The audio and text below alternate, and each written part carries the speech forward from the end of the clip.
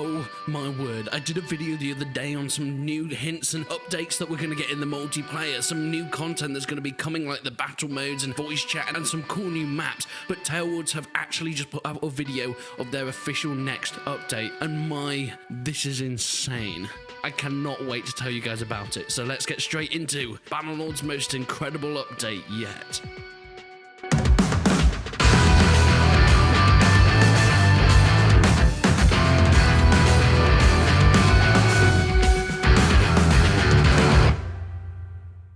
First of all, please go and watch the actual video that Tailwords put out on their YouTube channel, mostly because they put a lot of effort into that video. However, there are also some smaller additions in this update that we have been told that will be coming from their video. But I'm not going to be putting them in this video, mainly because, as I mentioned, they're small and they aren't that worth mentioning, I don't think, in this one. So go and watch their video if you want the full breakdown on everything, but if you want the most important and the coolest bits, you're going to see it here today. But I'm just going to start straight off with the bit that excites me the most. There's no point in me making you wait till the end of the video for the best bit of this update, so let's talk about the battle terrain system. What is the battle terrain system, you may ask me, scaring my dog? Well, previously in the game, when you go into a battle from the overhead map, it would render a random scene. This would be based on where you are. So if you're in the desert, you'd get random desert battle map, or if you're in the woodlands, you get random forest battle map. But they've changed it.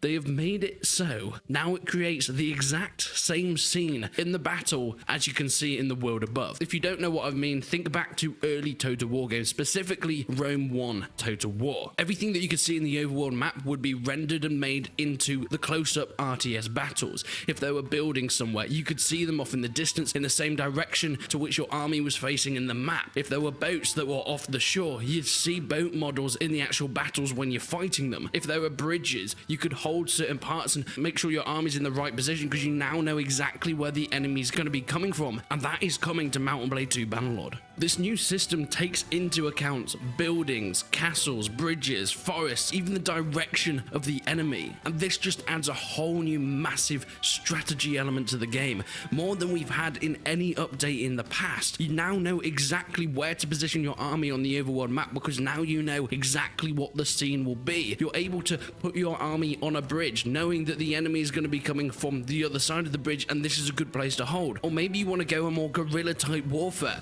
You position your army on the overworld map near a forest, meaning that when you get into the actual battle, you know exactly where the forest is going to be, and maybe you can use that to your advantage when it comes to fighting in those close up third person or first person style battles. This is massive. I can't state how important this is to the overall gameplay that we can experience in the single player now, and it just makes me excited for the future that we've seen so many small little updates that they brought out, some cool bug fixes and some cool things with diplomacy and relations with NPCs in the game, but none of them have been this exciting. I've never seen an update that's come out in Bannerlords since its actual early access release that has excited me this much, and I hope it has the same effect on you guys. And for the future of what they can add in later, it blows my mind. But let's move on to some of the other things that were mentioned in that video. Of course, I did mention in the multiplayer update video there will be a duel mode coming in, and this looks to be one of the first things that will be put into the game since in the final testing stages. In this game mode, you spawn in and you can choose any class that you would originally be able to choose in the multiplayer. However, you can't just go around killing people straight away. You have to go up to another player that you see in the game and initiate a duel with them, both accepting the duel at the same time. Once this happens, the game will put you and your partner or your duel opponent in a corresponding arena. For example, if you guys pick cavalry, they'll put you in a wider open map, or archers, they'll put some low walls and fences to use as cover. I was expecting just a duel mode like Warband, where they just put you in a duel with each other and then you guys can only attack each other at that point, but they've actually taken it further. In Warband, it was a big thing where other people that weren't in your duel, they couldn't fight you, but they could definitely walk in your way and try and distract you guys while you're fighting. That's not going to be a possibility here, since the game spawns you in an arena that only you guys can get in. People can walk around and watch it from outside the fences, but they can't get in and interact with you guys, which I think is a great way of doing it, and I'm quite looking forward to those duel modes and what tournaments that can come out of them. Furthermore, we got 6 new siege scenes coming in the next update, with Empire and Valandian maps. There'll be 4 big cities and 2 castles to defend. They'll be dotted around the single player, and you'll be able to fight in those scenes and take over and own the castles as you would with any other scene. However, in the last update where I spoke about multiplayer, they did mention that there would be some new siege changes potentially coming to the multiplayer, and this could be what they were talking about. So we need to keep our eyes open for that one. Moving back to the single player, you now have much more choice when it comes to taking and conquering forts. Previously, you had pillaging and you could show mercy or just occupy the settlement, or now you can demolish the land inside it, taking down buildings and starting from scratch. It gives your troops a quick morale boost. However, of course, it will damage the city and the civilians within it, meaning that you could run into some issues on later on. It just gives more elements for you to choose from depending on how you want to rule, whether it's with an iron fist or be a nice peaceful ruler and actually make people love you. And the final main thing coming to Bannerlord very, very soon is a sandbox game mode, which I think is something that a lot of people have been waiting for. And it's obvious because there are mods that really do this themselves. Where you go in, you can pick your character, you can do all the character customization as you would normally, but once you're in the game, there are no quests, no missions, no set things that you have to do. It's just you and your adventure.